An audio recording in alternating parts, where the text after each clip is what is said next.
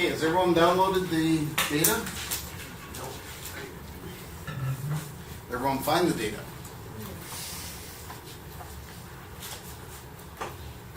Yeah. You did bring a laptop.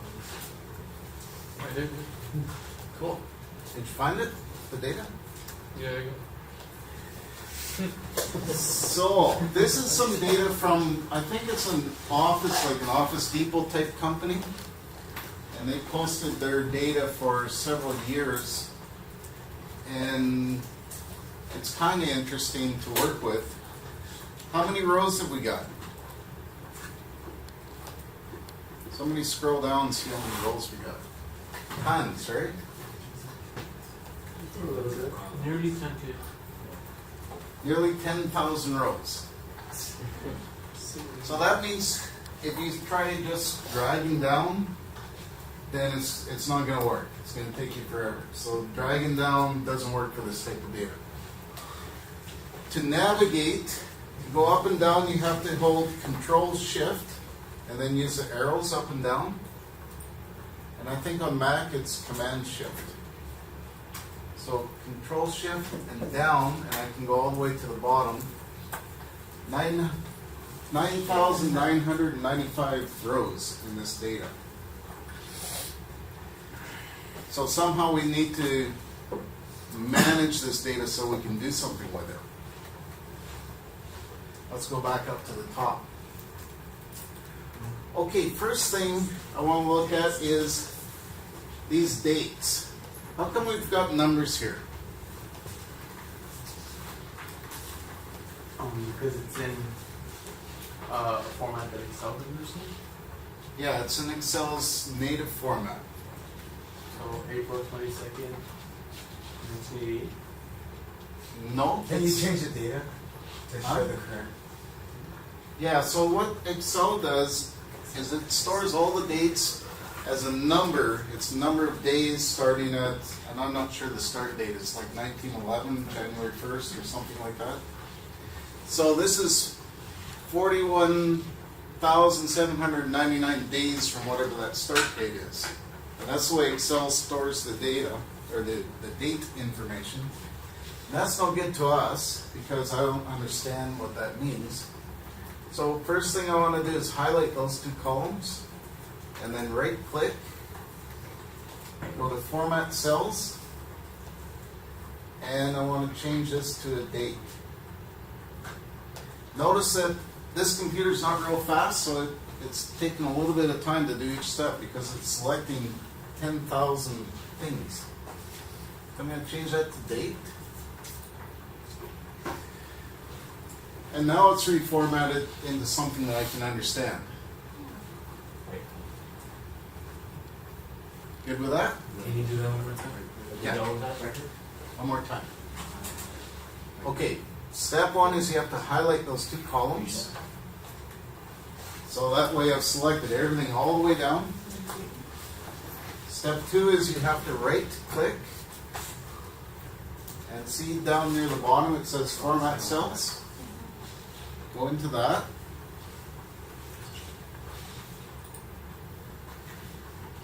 And we want to format it as a date. It might take a minute because it's a lot of information. So depending on how much power your computer has, it might take a little bit of time to do. Oh. For Macintosh, start with C2 and hold your Shift key down, just the Shift key, and go over one so that you get both of those guys. Then hold your Shift and Command key down and go down to select all that. Then try right clicking. Each of these entries, let me go back up to the top. Each of these entries is in a different state. And every state has a different tax rate. So what we're going to do is we're going to look up the tax rate for every state and add it to every row in this database so that we know how much taxes they have to pay on each one. Okay, we're going to use a formula called VLOOKUP to look up a tax rate for every one of these states and put it into this column here. if you click on sheet 2, on sheet 2 we've got all the states and we've got the tax rate for each state. So we've got like 52 entries here. So we're going to look up the tax rate in this little table and we're going to stick it into our database using a function called VLOOKUP. And to do that, we'll go back here. When you want to use a function in Excel and you're not quite sure what to do, put your cursor in the cell you want to use, and then this little icon here where it says FX, click on that, and it brings up a little dialog box. It says type a brief description of what you want to do and then click go. So I want to look up some numbers in a table.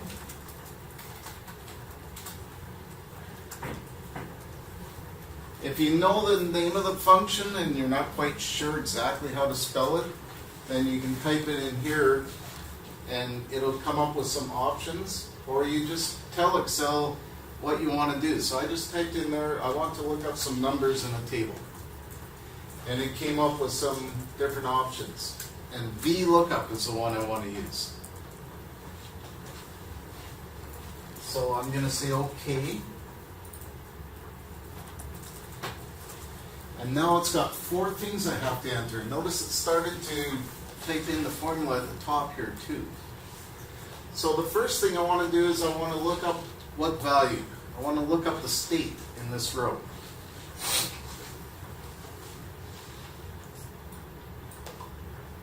I'm going to scroll over to wherever the state is. There it is. So I want to look up that. And then the second one is you have to tell it, okay, where's the table that you want to go to look up your values. So my table's on the next sheet. I'm going to click sheet 2, and I'm going to select all this data.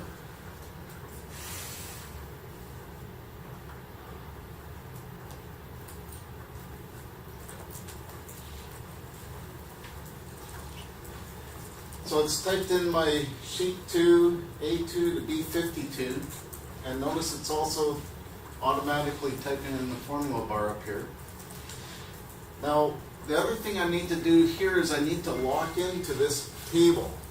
When I drag my formula down, I don't want this table the reference to this table to change. I want to always look here. So what I need to do is I need to put some dollar signs in front of the 2 and in front of the 52. So what that does is when I drag down my formula on the other sheet, it's going to keep this reference locked here. Otherwise it'll drag this reference down too. So I type in a dollar sign before the 2 and before the 52, and that locks in that range so it doesn't change on me. Okay, the third one is, it says which column when I do the lookup, which column do I want to get the information from? And in this table we've got 2 columns. The first column's got the state and the second column has the tax information. So that's the tax information I want. So I wanted to use column 2.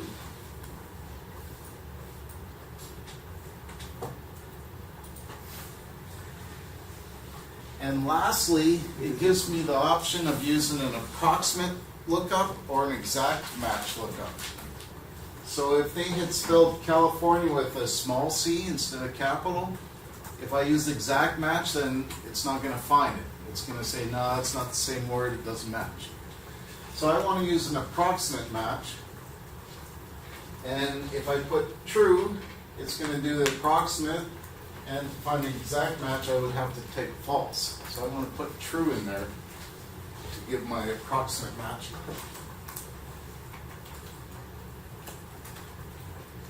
Notice that the formula bar has typed everything in. So I'm going to click OK. And it's given me the tax rate for Kentucky is 6% in this cell. Now, how do I get my formula to go all the way down to the 10,000 rows? Double click. Click. Could I drag it down? Yeah, it'll take you How long would it take? forever. It's probably going to take several minutes to drag it down. So I'm going to double click. And that's given all my tax rates. I got not available. So let me show you what happens if I don't put those dollar signs in. I'm going to take them out.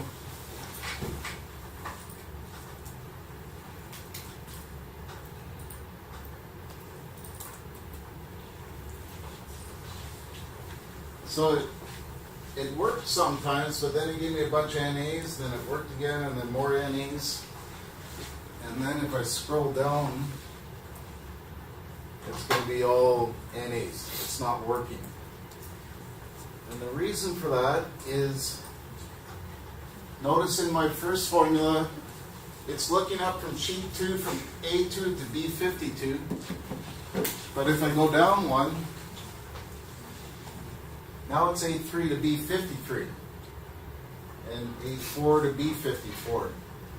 So it's changing the range on that table that I'm looking up, and that's not what I want to do. I want to lock in that range because I want the table to stay set, and I just want the states on this one to change. So if I put in the dollar signs again,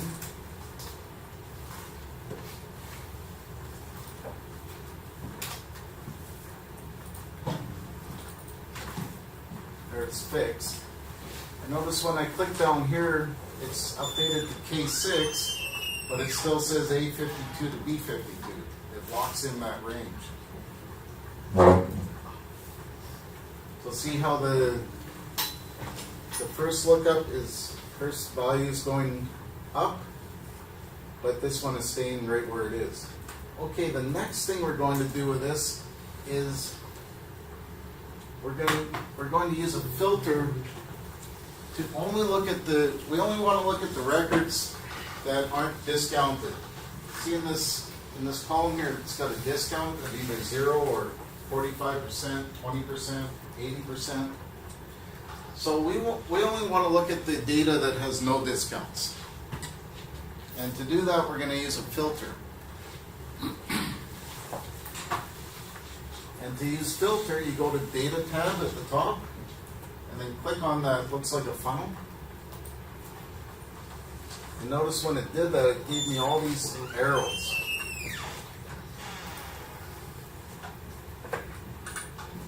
So if I go over to discount,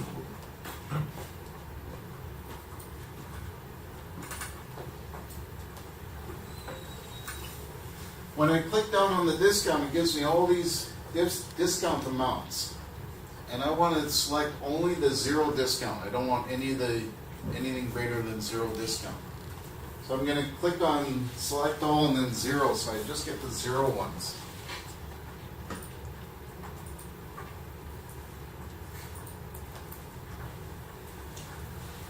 Okay, so now what it's done is it's hid all the rows with anything except for 0 on the discount. And notice on my row numbers, it goes 4, 5, and 6 are missing, and then 9 and 10 aren't there, and 12 through 17 aren't there. So it's hidden a lot of the rows. So first I go to filter, and if I click filter again, it's going to take out all the filters. See the triangles went away? So click on filter, it gives me all those drop down triangles, and I can filter any one of these columns. But the one I want to do is I want to do discount.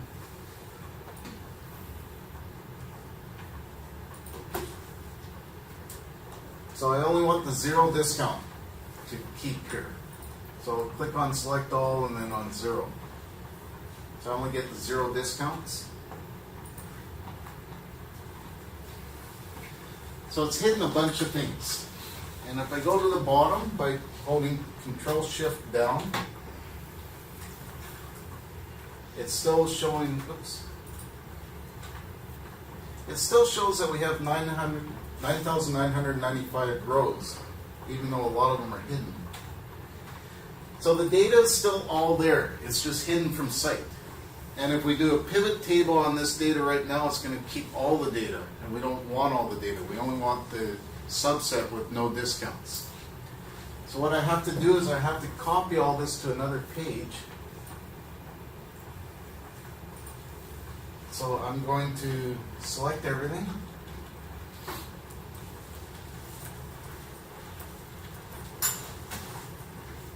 And then copy. I'm going to add a new sheet, and I'm going to paste it.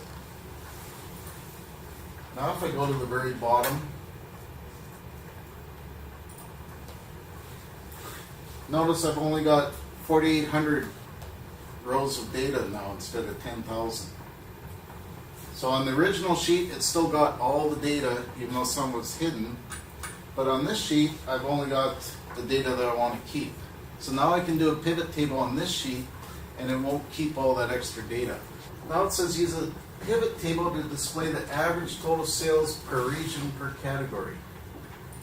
So go back to the top,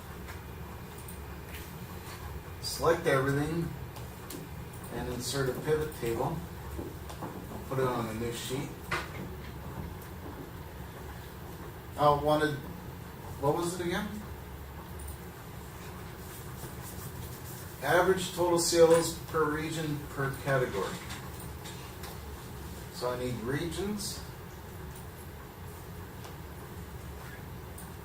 There's regions, I'll put it down there. So there's my regions, there's my categories, and I want sales. There's sales. That's giving me count of sales, but I want average sales. So I'm going to go to field value settings and change that to average.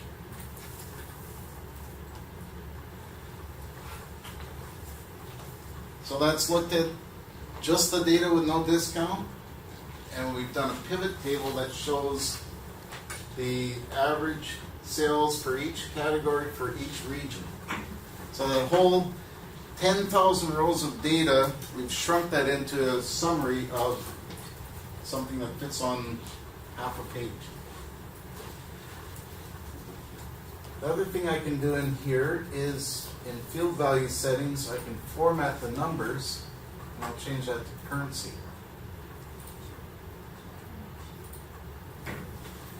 How do you get the average of sales?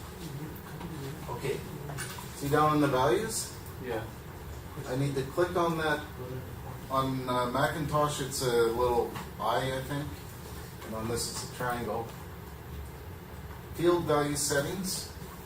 And then I've got a bunch of options. I can do sum, count, average, min, max, a bunch of different things. So this time I want average. Also, when I'm in that field value settings, I can click on number format, and I can change that to currency. Okay, number format? Number format, and change it to currency so that I get nicer looking information. Let me go on to the next one.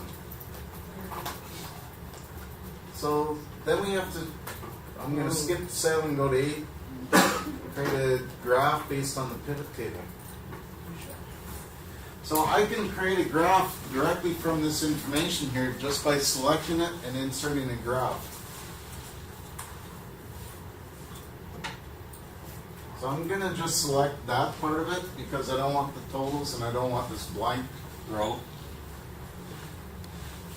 And then I'm going to go to Insert, and I'm going to select some kind of chart. I'm going to take that one. Does this chart make any sense? A line chart with different regions?